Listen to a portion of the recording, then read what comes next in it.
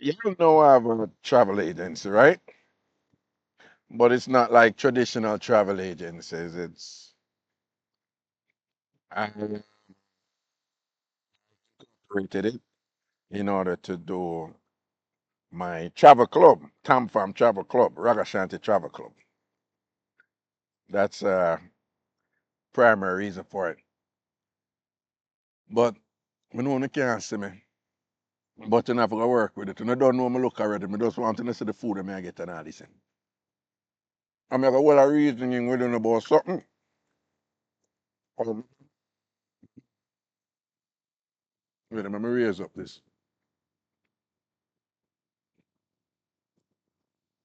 There I am. No, I'm over here. No, all right, see me there. See me there, see me there, see me there, see me there, so I'm here, okay? I'm not dopey attack to them. I'm a stir wash belly, see me. So, I'm on the beach. I'm gonna make, oh yeah, like I was saying, when you have a travel agency, you get perks, you know? You can take advantage of certain things. Probably if I move this song, bring down this here some, I'm not able to see the things I'm better. I'm drinking Riesling. That's my wine of choice. But my laptop is over there that I'm doing the recording on. So I don't want nothing to go in there. Breeze a blow. So I'm move this one side. Okay? I think when I can see I look a better. I mean just put my food them over here so when them come. So in running the travel agency, you can get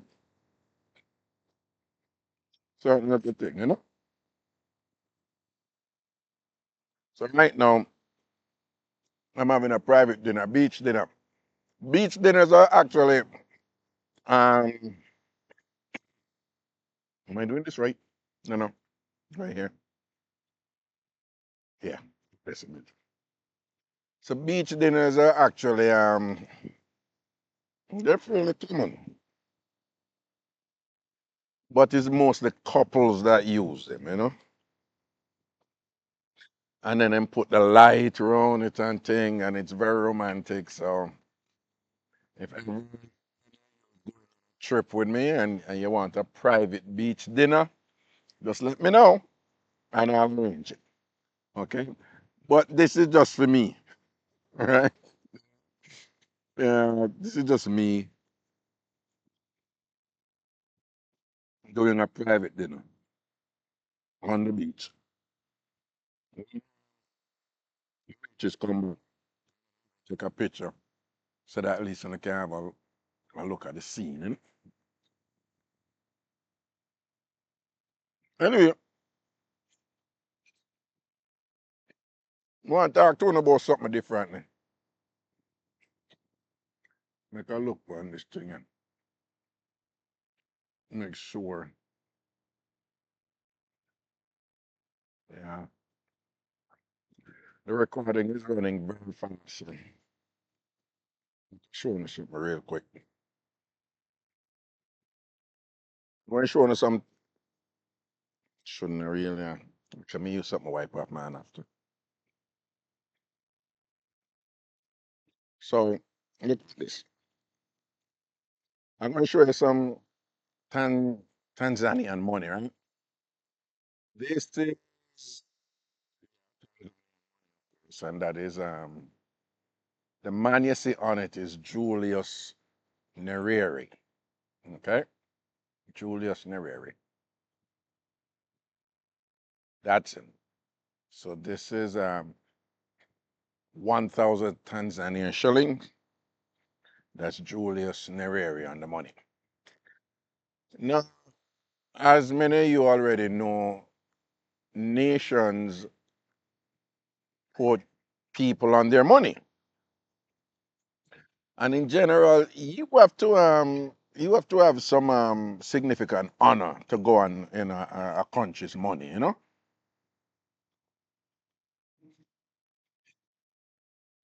You have to be important. right?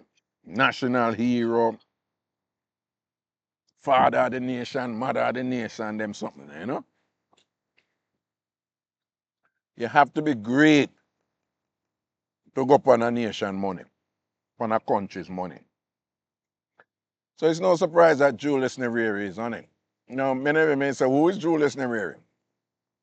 Julius Nyerere is a Pan-Africanist, right? Pan, the prefix, pan, you know, like if you're using a camera, them say pan right and pan left, right? And you know the word panorama, right? It means, yeah, sweep is a scope, wide sweeping scope encompassing, you know, encompassing all the streets in a kind of circumference. That's a panorama. The prefix pan. So when you say, our words start with pan, just think if it's like expanding and encompassing, you know. So, the term Pan-Africanist means you're an Africanist, but it's not just about Africa, right? It means that, the notion of Africanism, it's panned, so to be careful because sometimes people use pan meaning to shut down. But in this case, a Pan-Africanist, is someone who it's an ideology of philosophy that is concerned with not only with Africa but also its diaspora. So it's beyond Africa, right? Pan-Africanism is Africanism in Africa, of Africa, and outside of Africa. So Julius Nyerere was it was a Pan-Africanist, well, not just a Pan-Africanist, but a giant, right? Julius Nyerere was one of those Africans who set it free, right? Um, Mildred is coming back. Mildred, can I ask you a favor, please? Can you take a picture? I'm going to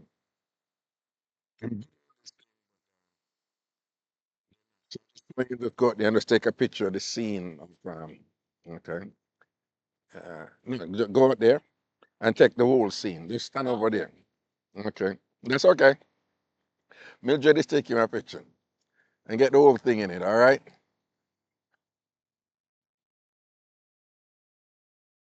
Including the lights there. That's the great thing that you guys did there. I try my best. Try your best. Let me see. Let me see. See how great a photographer you are, Mildred. That's awesome. That's awesome. You did great. Because I'm just gonna just put in a picture, let them see what I was. Okay. All right. Now, so you want to bring something else? No, still looking which stage you are. I'm just still looking which stage you are. Mildred is just checking on me. Yeah, it's really nice of her. I'm about to finish this. Okay. All right. Good. Good. All right. Good. Good. What's next? What's next? Soup. Okay. Good. Yeah. I must save space. I won't eat all of this because I'm saving space for everything. All right. All right, Mildred. Thank you. Okay. Good. Mm-hmm. Mildred is Swahili. Speak Swahili. Hmm. So,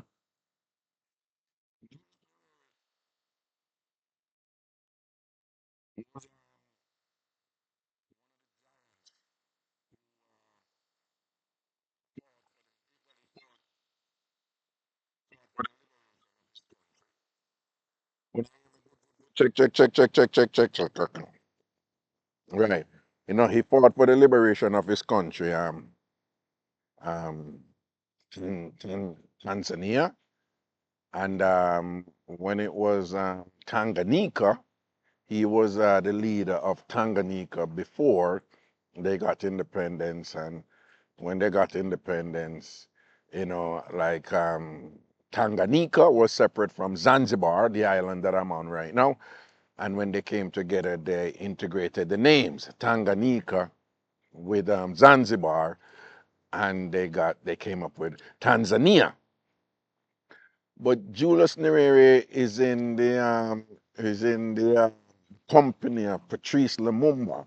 He's in the company of Jomo Kenyatta, right? The father of Kenya. These people. He's in the company of Kwame Nkrumah.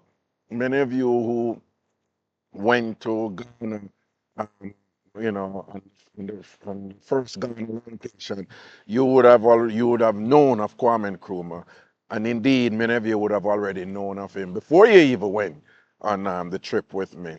But again, Kwame Nkrumah, independence of Ghana; Jomo Kenyatta, independence of Kenya; Julius Nyerere, independence for Tanzania.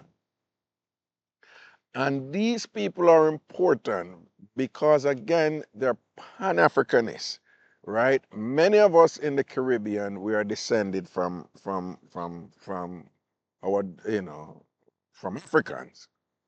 And we have a lot of the customs, thoughts, rituals, and so forth, and that are grounded in our African roots and heritage.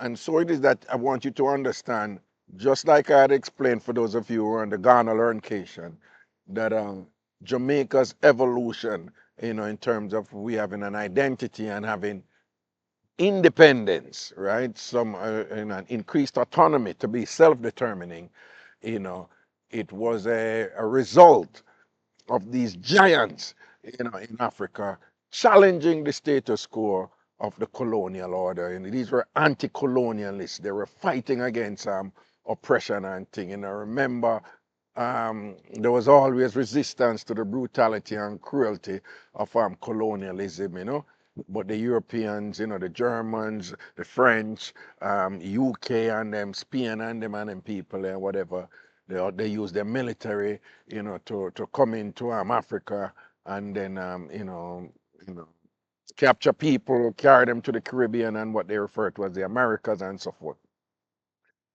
And while you had armed physical resistance, the Mau Mau, resisted and fought, um, the Maasai resisted and fought. Um, those of you who went to the Ghana Learncation with me, you were educated and know the Asante resisted and fought, And big up the Asante Kings and big up Yawasantua, Kaduman and thing who fight them and war them over the golden stool, powerful symbol in Asante culture and whatever. So there was armed physical resistance to this whole notion that you want to subjugate people and turn them in a slave and whatever and thing like that.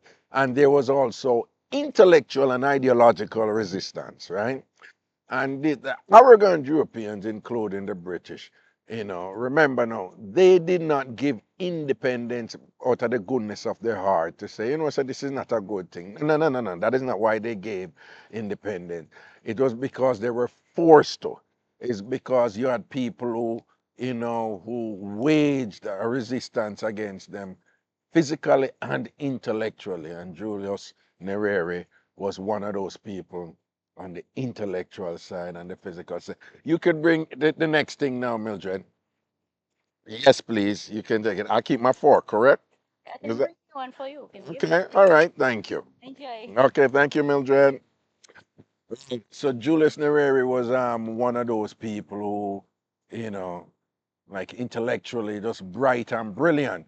But because again, these colonial powers, when independence came up, they arrogantly, you know, they didn't respect, the government, the systems of government that existed before them, and they thought that their systems of government were were superior to what they had observed before in Africa, which they never even fully understand. But it wasn't in their interest to understand it because they were just pursuing, wealth and thing and exploiting the continent and the people and all that stuff. So they never really want to understand and thing like that. But so even when the time come now when they were forced to reach a point where they had to give up independence and thing. There was this whole issue like, but can you govern? Are you bright enough to govern? Are you intellectually sharp to govern? Of course, they're talking about govern based on their system of government.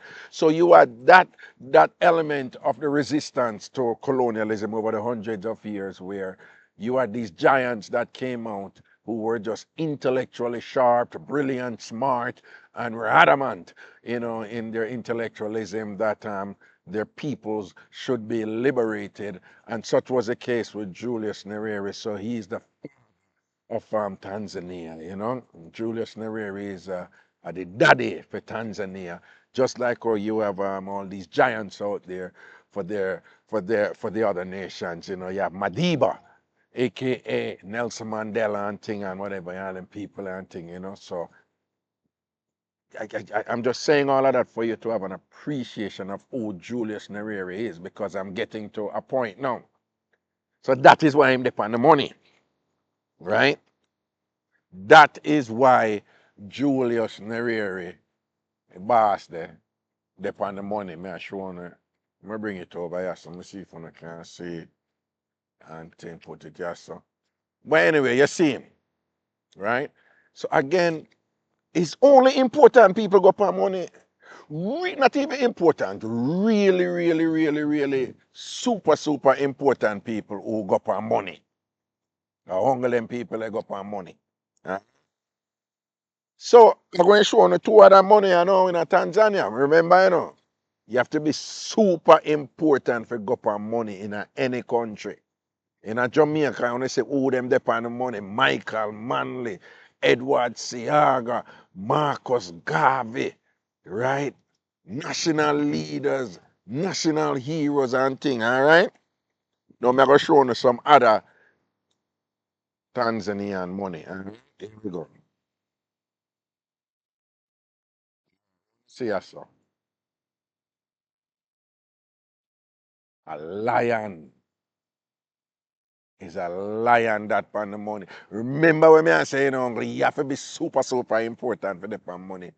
And what them have here, so is a lion them have pan the money. All right. Come on over here, so see one next bill here. What at the pan the money, I know. What want to see? Let me bring it over here. When I see it, am I showing it good? You see that? An elephant. An elephant depend the money. It raises a question. If it's only important people, really, really, really important people go for money, why Tanzania have animals for their money? Why? And in order, all right, we are riding and whistling, so Mildred bring me food, and watch this now. This is This is cream of butternut soup. cream of what? Butternut soup. Cream of Butternut. butternut. Yes. Cream of butternut soup. Okay, thank you. And this is Breadstick. this is breadstick. And then the top on the soup is cinnamon powder. It's cinnamon powder Yes, on and top of it. coconut cream. Cinnamon powder and coconut cream. This is cream of butternut soup. Yes. And this is breadstick. Yes. And then on top of this is cinnamon powder. okay. Yes. I want you to tell me that in Swahili now. In Swahili? Yeah. Okay, ni supu ya maboga. Yes, Go supu on. ya maboga ambao wamewekea cinnamon. Cinnamon, I don't know. It's okay. It's okay. It's okay. Mdalasini wa unga. Siniwanga. Yes, mdalasini wa unga. Mdalasini is cinnamon powder. Cinnamon powder. Okay, Yes. great. All right. I'm going to get in right now. Please. Thank you. So people, see me can't show on them. Because I remember someone I juggle with me, so I'm really for polite. See it there? Butternut soup, breadsticks, yeah, so, and things. So, what may I say? Why the man want the animal on the thing then? Mm? Mm, this is so good. Mm-mm. Yeah, me alone having my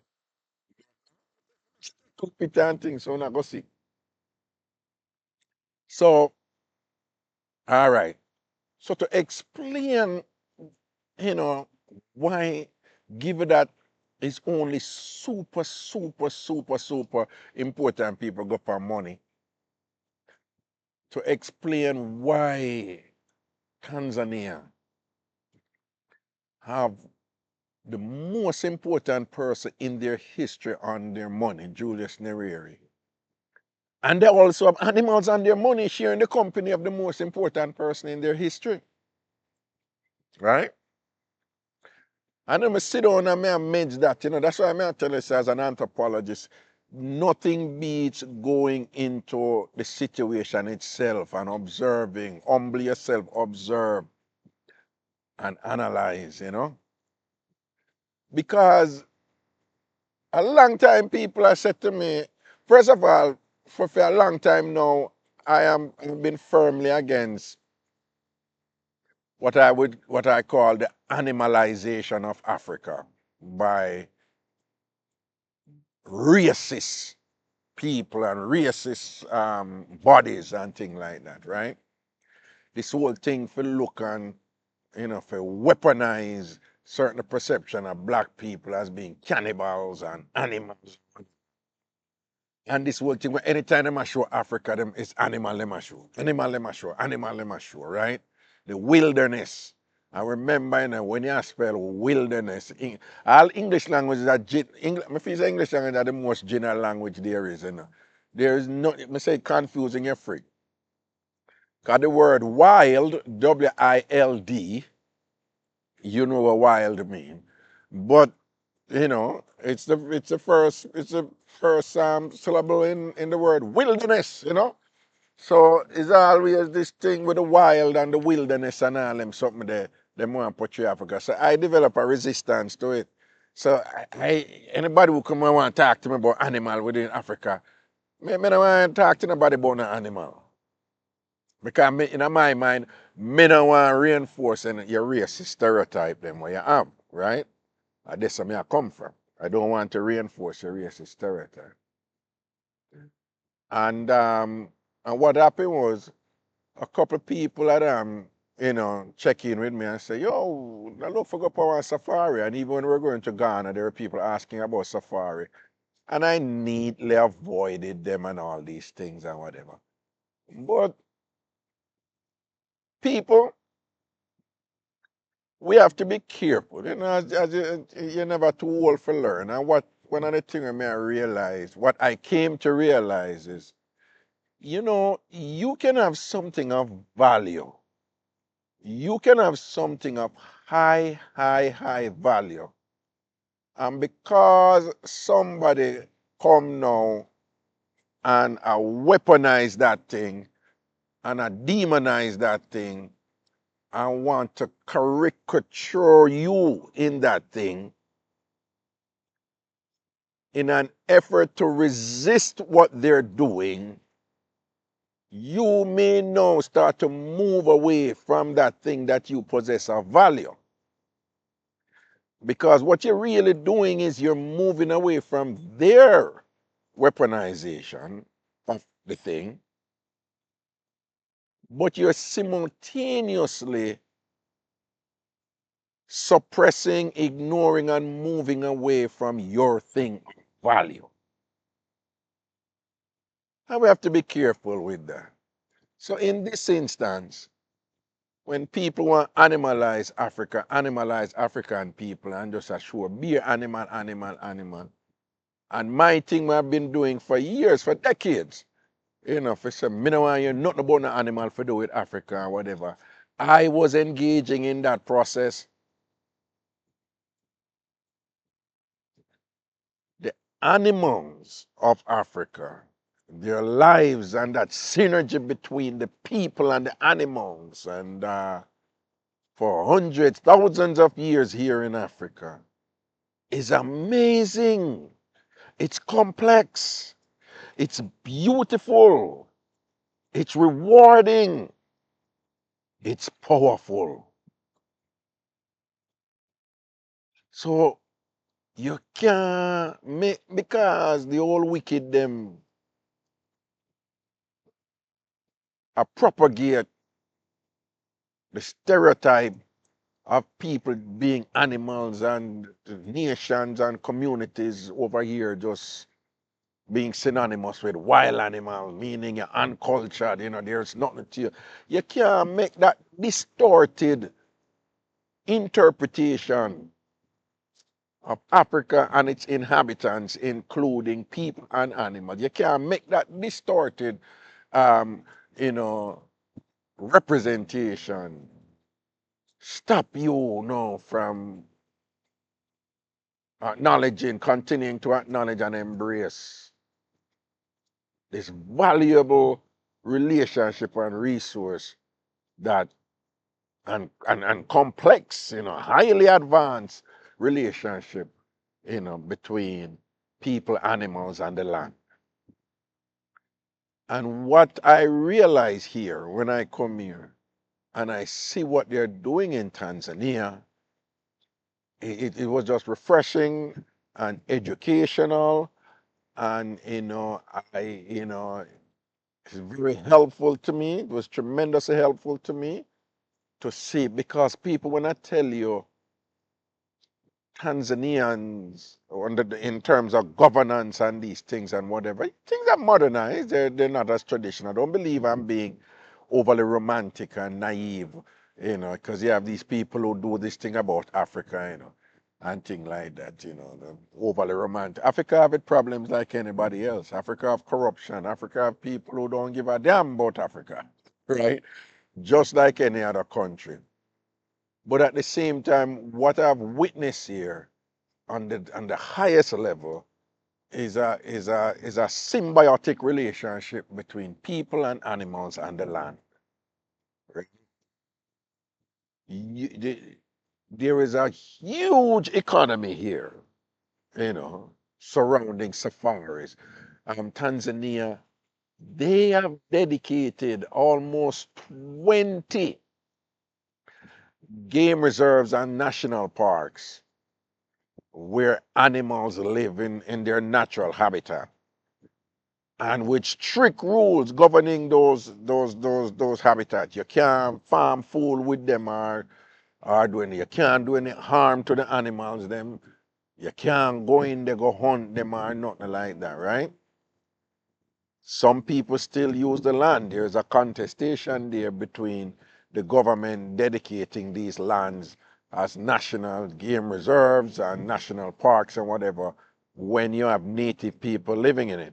I learned so much about, like, somebody, like where I was in Arusha, the Maasai, they live on a lot of the lands, that integrate, into game reserves and and national parks. And there's this whole thing like, should you leave the Maasai there in certain places, or should you relocate them? And some people say leave them after them land for much years, and others say, well, times have changed, and their lifestyle, because the Maasai is about cattle and all these things and whatever, they're depleting some of the resources that the animals need. So what I'm saying is they're doing nationing, if I may coin a term, right? And them I work out them issues, and them I work out what's best, while trying to maintain respect for the people, and respect for the animals. Mildred is coming. Come, Mildred, come.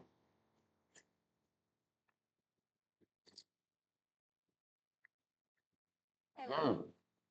Okay, you can bring the next round. Okay, all right. Okay, okay, no problem. Yes.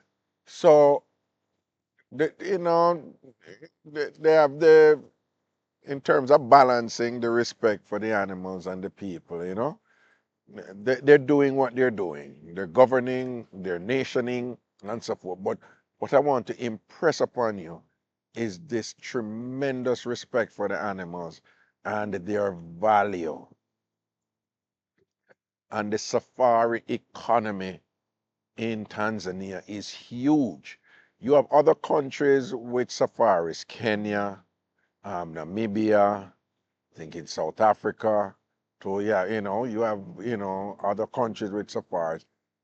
But by far, Tanzania is regarded by many as, the real deal when it comes to safari and animal management and animal respect and animal being, you know, integrated into into life and culture and with this thing that animals, they must be respected in their own space. You must leave them to maintain their natural order because they are important. And if you ever hear them talk about the big five, there's this whole thing about the big five animals and so forth. And then you have this modern component to it, to where they're making money and they're generating wealth and so forth, and they realize that you know it's an animal that can bring income to the country, income that take care of other things, welfare programs, take care of the people, deal with the health care and all this stuff and whatever, education and things like that.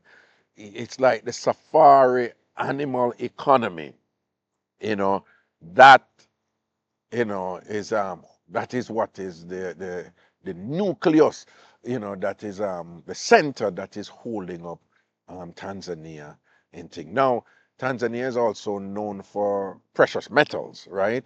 As is many places in Africa, and unfortunately, they there's a game that's played on the macro stage where I'm not getting into it, but efforts are always made deliberately to prevent African nations from being able to exploit their own resources in terms of technology and mechanical technological competence and so forth to do that, and resulting in a dependence on others to get access to the resources inside their country and things like that. And we see where you know you know there are countries in Africa trying to take steps to remedy that so that they can do it themselves. Um, that has always been the case, but the powers that be, we kill off the people them who advocate for that, or sabotage the processes, that are aimed towards that very often. But I'm not digressing, but I'm just saying that's a broader discussion there in terms of the minerals that are here. Africa is rich in minerals, and Tanzania also is rich. In fact, there is a precious metal over here that they call that you only find it in Tanzania, and I think it's called Tanzanite. Tanzanite, and you can check out that. Tanzanite, right? Only found in Tanzania. So they generate income there also in other areas and things. But the point that I want to make is that animals are very, very, very important here, not just for the spectacle, or the observance of them, just I look upon them and being amused or intrigued. It's that it's the integrated in their lives. And then now, when you get down to some of the details them associated with, when you hear them explain what the leopard them do and what the lion do, and and how each animal's activity contribute to an ecosystem of interdependent variables where everything is dependent on everything in order for maintain the system on a level where it's optimal and things like that. It's just amazing, amazing when I went on the safari and the guide explained certain things about animals, what this animal do and that animal do. It's knowledge, and it's brilliance, and the practicality of it, the operationalizing of it, when all of that is in motion, and that it has been in motion for thousands of years and things like that. And you have some local fly by night drunker who want come minimize it, and reduce it to foolishness and reduce it to a kind of, the terms them use, barbaric and uncivilized and all these terms and whatever, as if like once you're living with animals, you're automatically uncivilized because you're not living in a concrete jungle of buildings and so forth. That is absurd. That is absurd. And Tanzania is evidence of that. Tanzania is evidence of that. I have witnessed it, and in coming year, it just reinforced why I value traveling so much. Because you can read something, but we anthropologists, our thing is about field work, going into, the locale of whoever it is that you seek to better understand. That is what, anthropology is about. We have a fancy name for it. It's called ethnography, right? And you have all kinds of components, that constitute conducting an ethnography. But the idea is that if you really want to understand people, if you really want to understand a culture, you have to go there, right? Now, after a day and no time, right? I went on 2 safaris, right? And I'm already armed with a theoretical and methodological skill set that affords me an advantage in understanding these things, above average, more than the average person, okay? But nonetheless, I'm sharing this with you, and whether you may not come here, but I would just hope that having listened to everything I've said thus far, you have a sense that, don't just look at animals, animals in Africa the same. And the same thing applies to India. Well, Asia, where, the tiger, for example, the big cat reigns supreme over there. Just want to remind you, there are no tigers in Africa, right? But they're in Asia and things like that. And the same thing over there, that's a symbiotic relationship with animals and thing. It's very, very powerful, beautiful, complex, complicated, deep, steeped in history, with layers upon layers upon layers upon layers of knowledge and thing. And Tanzania and other countries too, I'm sure here. I'm just happen to be in Tanzania right now, but they manifest that, that complexity, that beautiful complexity, of living, in a sophisticated, interrelationship between animals and people. All right. Just wanted to share that with you.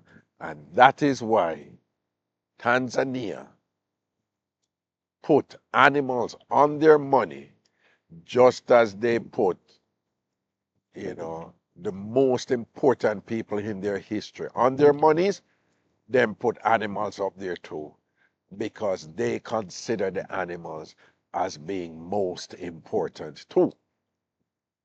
Because the life of animals permeates all areas of living over here, in their country.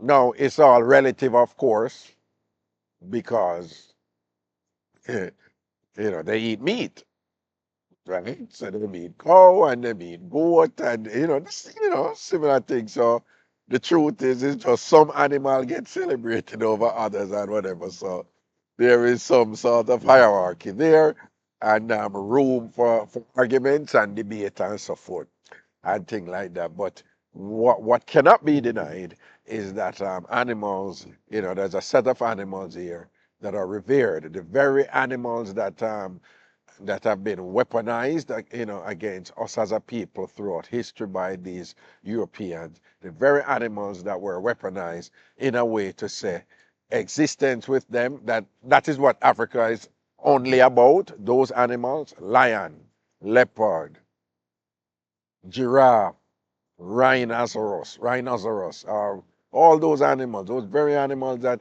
people they use to say, you know, it's evidence that the coexistence, between people and them is evidence of, wilderness living, wild living, and all them, some uncivilized living, underdeveloped living. That is not true, and that indeed, it's a powerful and beautiful relationship that exists over here. All right. I mean, I wait for my other food forward and thing. And I think I wear some Riesling, yeah. All right. I say breeze a blow nice. And I say I wish I could have set up a camera phone. I said the whole thing, you know. But you know, but the important thing is for to hear me and yeah, and see the photo. You know, say I don't know how the sound going with this, cause again, this is you know, this is not conducive for recording, you know, and videoing. And me bring me own little thing over here, so I set it up because you know there are certain elements trying to court me into to do certain things over here, but you know, I would love to, but you know, I have responsibilities and obligations in the United States of America and things like that. So, you know, I appreciate the interest they're showing in me and the respect they're giving me for my intellectual accomplishments, credentials, and background and things like that. But can't really take them up on the offer there. But in the meantime, you know, little something work out and them say, yeah, private dinner on the beach and thing and whatever. Some just want to know. And again, this is not the new. Private dinner on the beach is not the new. I just want to remind you guys of that. I would imagine that many of you have never done it, but I'm just letting you know that this is fairly common uh, at vacation spots all over. They have it in Jamaica, they have it in the Caribbean.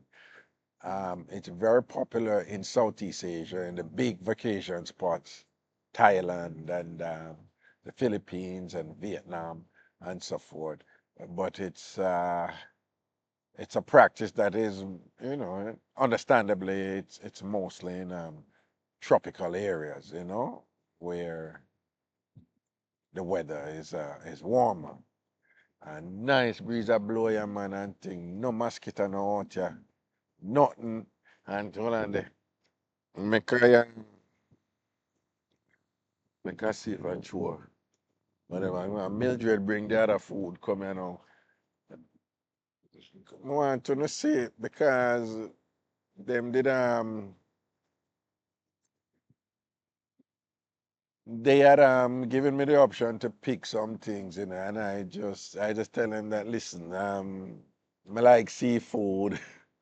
I told them and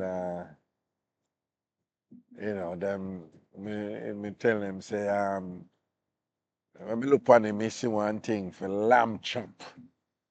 And think I may say lamb chop, you know, but oh, no, just bring what else when I bring and surprise me. And I did say to them like just include if you have a lobster, you know, I was in the mood for lobster. I say if you can include lobster in it. So I wait, I wait with bated breath to see what the entree going to be, what am I going forward with, and things like that from a wrap up of food. But Mildred need for come now, man. But people, I think they're busy over there too, you know. They're busy over there. Uh, Now I forgot to edit up this. So if you're watching this, don't leave. More to come. Even if you don't hear me I say nothing, more to come. Make a look on this thing because this thing is working. Yo, I think, let me see.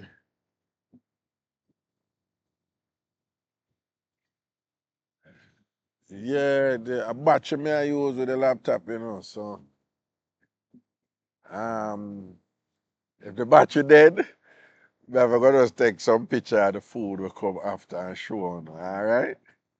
How long has this thing been going now? What a time thing there.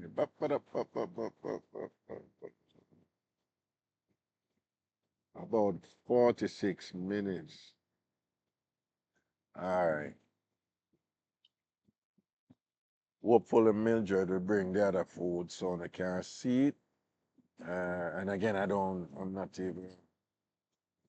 not sure what it is. I suspect lobster will be in it though. But I hope she can bring it. Okay, outside of that, Tanzania, broadly speaking, you have mainland Tanzania, and of course you have Zanzibar, right? Um, when I was doing the safari, I was over in mainland Tanzania in Arusha mainly, and now I'm over here in Zanzibar. What is interesting is that Tanzania is mostly Christian, right? When you're over there, I mean, not as much as Ghana is, like Ghana, them take a Christianity thing. Ghana go hard with the church thing and Christianity. It's Christianity is important over here though. But what is interesting is that it's bigger on the mainland. Christianity is bigger on the mainland, and then you have the Muslim religion that is over there too. Now, when you come Tanzania, me not see no woman in a miniskirt or anything like that. Nothing. Since I've been here, I've not seen one Tanzanian woman in like a miniskirt or dress skimpy. It's very conservative. And all the women that their bodies are covered up over here. Covered up. Some obviously Muslim, but just in general, it's bare long skirt and thing and whatever. And it's nothing about temperature and heat and what is hot or whatever. Oh, here comes Mildred. Okay. And Wow. this is what now? This is a chicken balotin. Chicken balotin. Yes. There are steamed vegetable. There are mashed potato. And there are chicken, as you see. There are sauce pan juice. Okay. Pan juice is just a normal sauce, but this sauce we are putting red wine. Sauce, red wine sauce. Yes. Chicken. Chicken balotin. Chicken balotin. Balotin. Yes. Okay, so that's the chicken right there, right? And there's the sauce right here and stuff, okay? And the next something else is coming after this? Yes, after this there are desserts. Huh? There are desserts. The what? Desserts. Dessert. Okay. There are fruits and strawberry cheesecake. Did they say anything in there about a lobster, including the lobster in it? Let me for a point, sorry. Yeah. Let me for a point. Let you what? Let me follow up again. Yes, because I think they were supposed to put a lobster in. Okay. Please. No problem. This, Lenny? Yeah? Prepare. Okay, no problem. Okay, good. Chicken belatin. That's what I'm about to eat now, people. See how this go, yeah. I wanna bring this in, so put this over here, son. Wanna can see better? No, but we can't hold up this over it. So, yeah, so what me I say is yeah,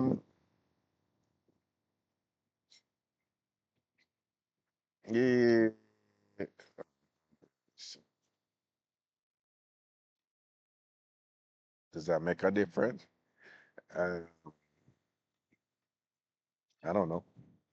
Anyway, so you know, say when we come over Zanzibar now,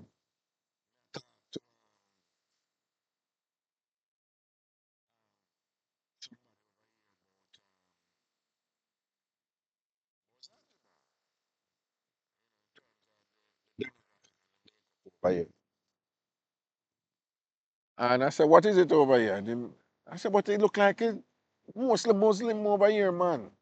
And him say, yeah. So I said, about what percentage would they say is Muslim? No, him say, oh no, it was a high. Him say it was a high amount, but it changed over years. So I say, how much it changed? Hear him. It was 99% before, and now it's about 96%. Of course, 3% is not what we in academia would say, that is not statistically significant. So the result is that Christianity is big on the mainland, right? But for some reason, Zanzibar is 98% Muslim. When you come over here, it's just so obvious. Now, most of the people here, they're Muslim in them, but they're not Arab, right? I just want to remind you that you have most Arabs are Muslim, but you have a lot of Muslims across the world who are not Arab. As you know, Nation of Islam in America, the Honorable Elijah Muhammad, Malcolm X, the whole works, Muhammad Ali. That's a form of Muslims who are not Arabs. And it's the same thing here in Zanzibar. But most of what is owned over here is owned by Muslims with connection to Arab nations. And what was explained to me is that there's constant overtures and proposal to Tanzania to sell Zanzibar. And these overtures are coming from Arab nations.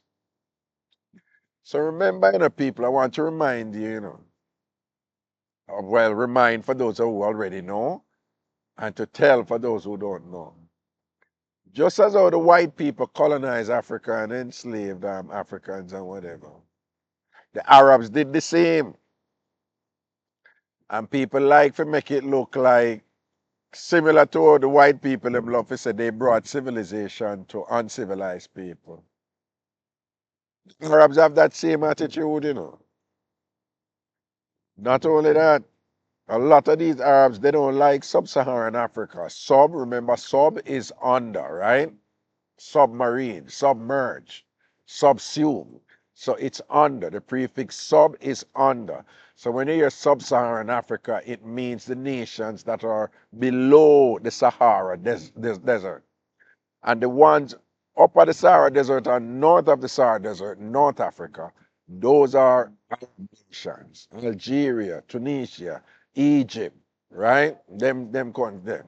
But a lot of the influence come down in sub-Saharan Africa. So you find say a lot of, right below the Sahara come down in those nations, even Ghana and Senegal and those nations and so forth, Burkina Faso and thing Chad and Niger, right? On the east, it's the Sudan and thing come down into Ethiopia, a lot of Muslims, but they're not Arabs.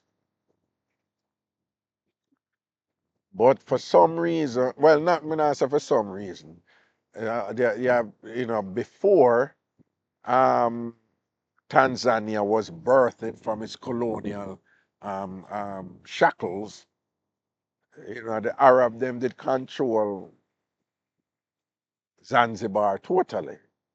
Now they're self-governing in many respects. It's like a state. So them run them one thing over here, but federally they still a part of Tanzania. And but they want to secede. There are elements here that want to secede and separate from, Tanzania proper and to go into the pre-colonial um, um, arrangement where Tanganyika was separate from Zanzibar and they weren't together. And some of the arguments they're using is the same thing the racist people them use, where it's like Cinema said they brought civilization and development to the land, so they somehow have equity, right? They are vested in what the land is now, to the point where they are entitled to ownership. So, and that is why you have some Arabs now, they're hell bent on, you know, taking over Zanzibar. And what really are going, them want it for them thing and for take it away from Black Africa. And that are going. But I hope Tanzania don't let it go. Mm. Oh, this chicken, you know. Hello.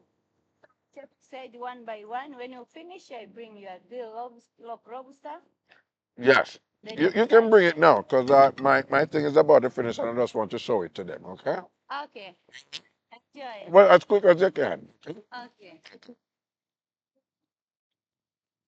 She's so nice. Never make sure someone take care of her when we're done. Um, how much time left? My battery are done, people. Let me see this thing. Something like 20%. Um, people are chicken are kind of dry, you know. I know someone of us say, well, that's what the sauce is for, but it dry in a way where, you know, some people like chicken breast. I like chicken breast, you know, because it's too dry.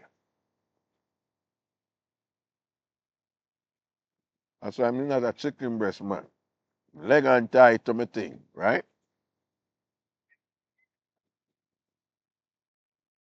But, but hold on there. Wrap it, wrapper. Oh, the actual chicken that, you know. I don't know how them get to do that, but they make the chicken come out in a, like a roll. I mean, the sauce not too bad still.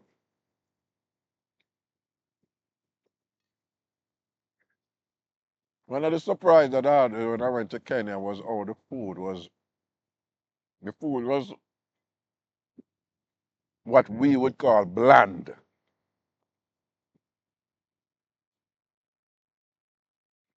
And when I made mention of it on, on social media, a bunch of people who have, who go Kenya, they were like, yeah, yeah, no. I saw them cook. I feel them think that, I saw them cook or whatever. I made me aware of a little stereotype. And me did have in my mind, because me just assume, say, from black people are cook it, and from Africa, it was season up and nice up and thing and flavor up and thing and whatever. And it was a bit of a wake up call for me. And because Tanzania borders Kenya, I just thought I was going to experience the same thing when I came over here, that the food was going to be bland. Well, when I tell you that since I've been here, I them look like them have a party. I don't know the DJ over this, you know. So when I come Tanzania, I just assume that the food are gonna bland the same way. But no, it is not as seasoned and nice like what we had in Ghana, what I always have in Ghana when I come to Ghana, like on the West Coast. And I've had food from Senegal and Nigerian food and whatever. And for them thing can turn up over there with seasoning and flavor and spice and things. So it depends on a level, but it's way more flavorful than what you know I experience in Kenya. And who for tell probably them other food there Kenya were more flavorful than me, just never get to taste any other one there. But I was there for a while and me eat a different place and them food just bland. I feel them thing, and them cool with it. And other people concurred and agreed with me that such was the case. But I've had some really nice meals over here in Tanzania, with flavor and taste good and all these things. But that chicken, you know, is a type of chicken where certain people will like. And when I say certain people, you know what I mean. Yeah, man, and the type of I type of chicken where certain people will like. When them cook them thing and say, be cooking this, and call it broil or grill and thing with not much on it. Yeah, all that kind of chicken there, you know.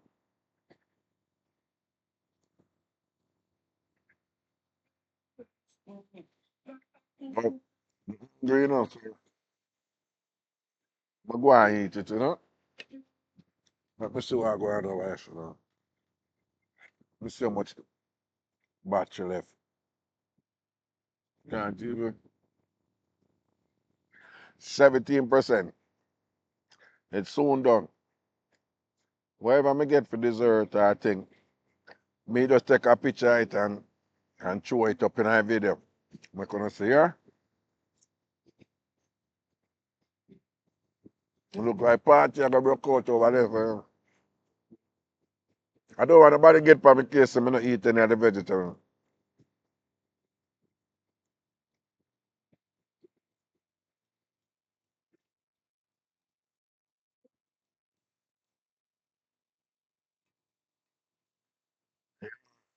I saw them give the food them some bossy name, you know? And she said them chicken bellatine or bellatini or something like so. And so she said,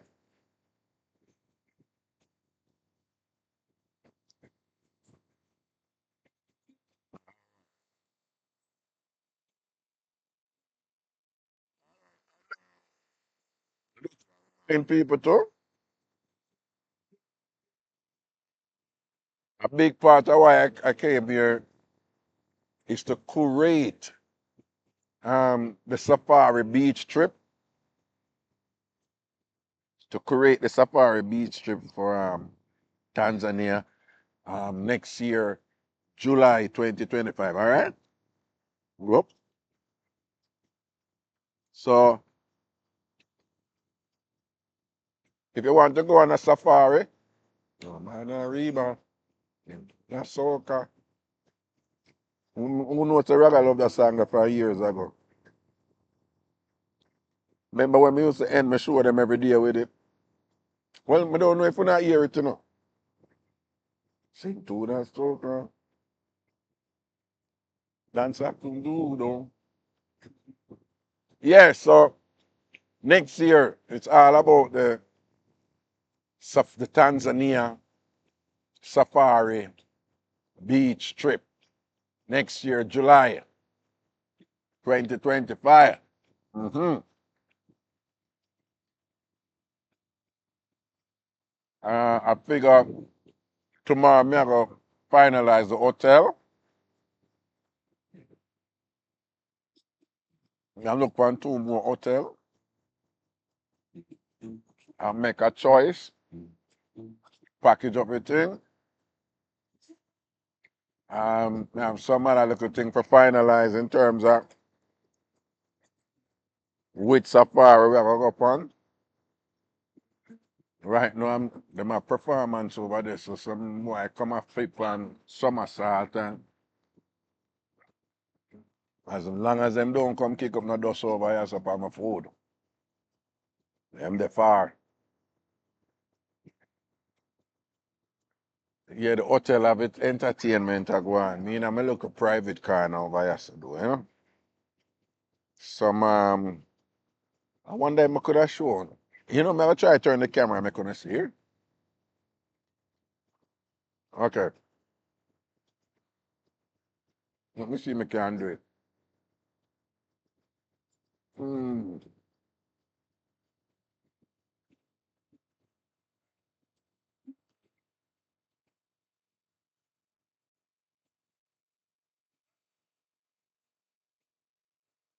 See them there?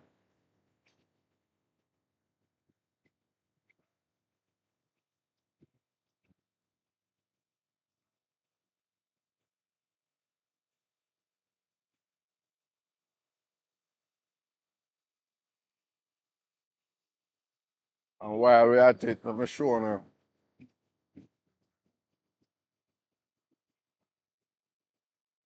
people them there watch them.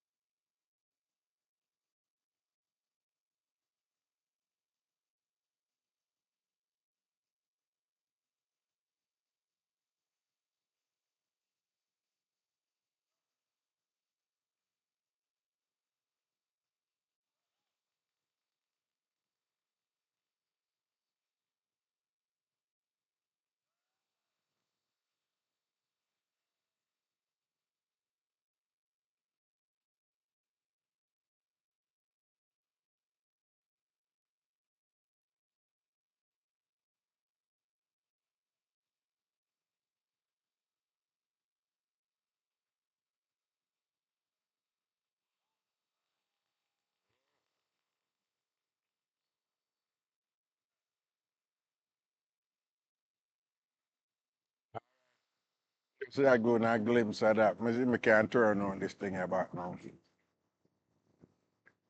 Ah,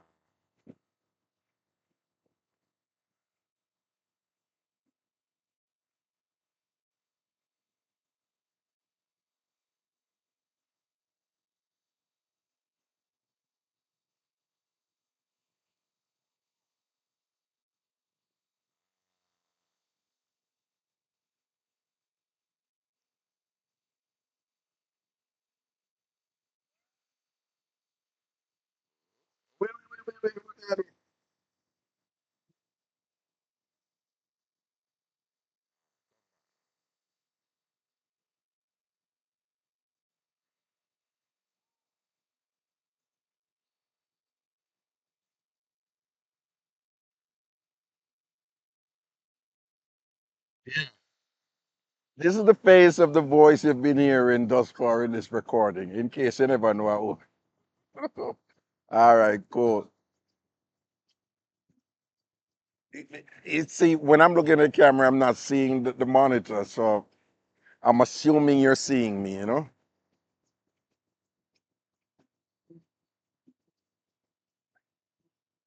Yeah, Zanzibar nice, Tanzania nice, Africa nice.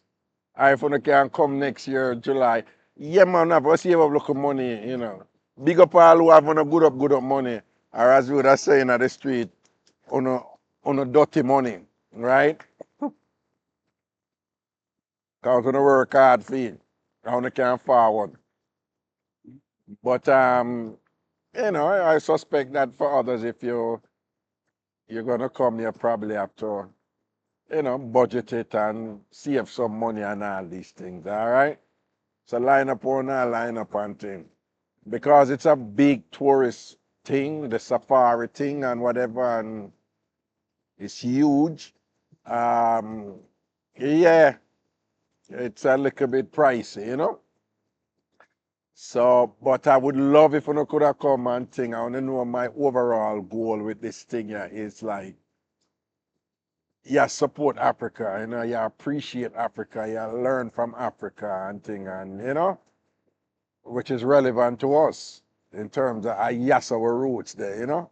Seeing, I think this thing is, um, if this thing turn up, it just cut off here because I have to be using the battery here, and it's about to go dead right now because I didn't have a plug for the laptop. All right. So thank you for hanging out with me on the beach and listening to me speak, talk, and share on Tanzania and its culture and the significance and importance of animals here. Well, a particular set of animals, the ones who live in their natural habitat here, diverse, complex, powerful, beautiful, amazing, you know. And I hope you have an understanding and appreciation again for that synergy and that, you know, that importance in the coexistence of the people and the animals here and what it means for the people, what it means for the nation, socially, politically, and definitely economically.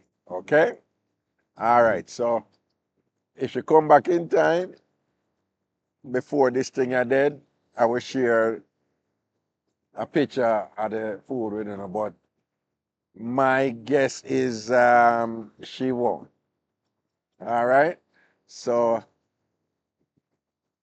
well, by tomorrow I should be on my way back to the United States and thing and kick off again and do my show them on YouTube and TikTok again. All right. Take care of yourself. Blessings and respect. Cool.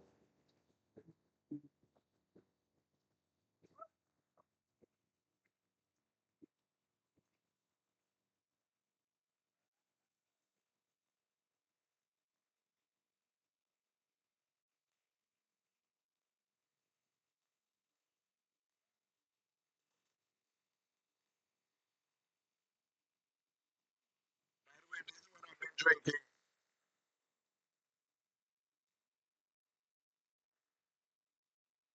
It's a Riesling. It's it's not as flavored as the Riesling them when we used to.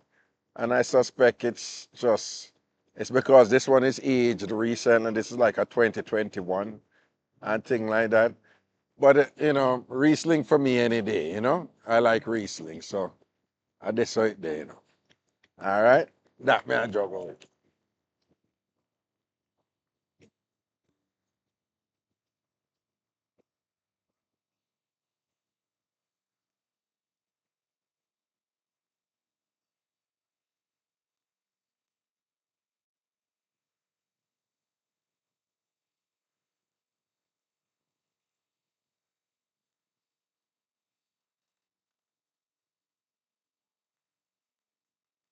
10% remaining. We have more battery. 10%. 10%. We are watching.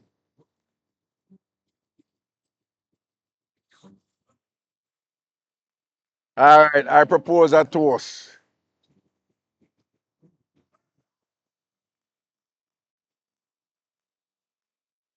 The food I come here to Tanzania, to Africa, to TamFam, to all that backside, Hold on, man. Finally. Okay. All right, let me move this. Oh my. Oh my God. Finish it. Oh yeah, this is Some vegetables. yeah, The sauce we give is tomato salsa. tomato salsa sauce. Okay. All right, thank you. Yes, Big it's one. yeah, it's a huge one. I'm going to finish it. I promise you. Yes. So let People. me remove some of this bread. Oh yes. Well, um, not the bread yet. Okay. Then touch it. No, no, no. Thank you. Yeah, yeah. Leave it. Yeah. Whatever. Okay. People, look here. Isn't that amazing? Look at that. Look at that. Jeez, I'm in a bad mind turn up. Mildred, could you just stand here? They need to see you for a second. Come on. Wait. Huh? Oh, you gotta put that down. Yeah, man, I want to see Mildred. Mildred, cool, man. I've got to take care of Mildred. Mildred been a lookout for me. Let me see. Let me put the light. Where did I have the light when I did that seat before? Over here, over here. All right. So, man, I want to see Mildred. Okay. I'm going to raise this up. Oh. Let's see. Okay, and lean it this way. And then now we come back this way. No, you have to look at the camera there. You see where that green light? Where the green light is. Okay. Okay, introduce yourself. They call it TamFam. Introduce yourself. Okay, my name is Mildred. I'm a FMB supervisor. And Okay. I serve Mr. Stewart. You're a supervisor. And oh, I feel special. Yes. They have you serve me, okay? And you're speaking to the Tambourine family, Okay. right? And they are, you know, they're like my family. It's like my Okay, virtual yes. family It's your and family. thing. And just give them a Swahili greeting. I'm not, just a Swahili greeting. Okay. Yeah. Jambo, habari gani? Nimefurahi kuongea na nyie. Jambo jambo. Habari gani? Abarigiani. How are you? How are you? Yes. And what's the other one? Nimefurahi kuongea na nyie. I feel good to speak with you. Nimefurahi kuongea Kuongea na nyie. na ye. Kuongea. Ongea. Kuongea is speak. Speak. Yeah. Okay. Thank you for being such a good sport, Mildred. I appreciate Thank you it. very All right. much. Good, good, good. Okay, great. Yeah. I will. All right. You like to have anything else? Um, I actually would like some juice. Yeah, passion juice. You don't know. Yes, I am. Yeah, can I have some passion juice? Cold passion juice, please. Yeah. Yes, yes. Yeah. Okay.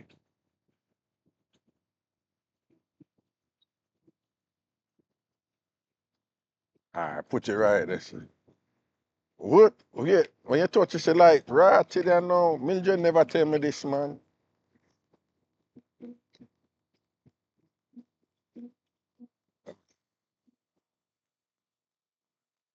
People, find a lobster. So go on, That's just one side, you know. See the other side over here, so. A murder she wrote you now, you know. This is a good note for any people.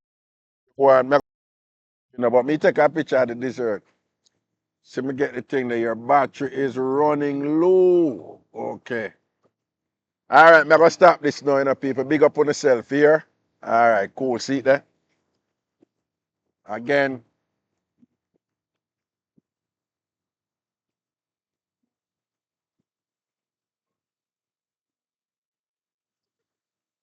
All right, bless up on yourself, you know, respect and honor, you know. People, it's been great. Tanzania is great. I love Africa. And again, I'm not one of them naive people who just say, oh, everything is so wonderful and cool in Africa. Nah. But you know, just the whole notion of reconnecting and just learning, you know, and just being humble. And by the way, Tanzanians, they're really, really nice. Just nice. Them have crime problem over here, you know. There was even a State Department warning. Most of it is in the south though, not up here.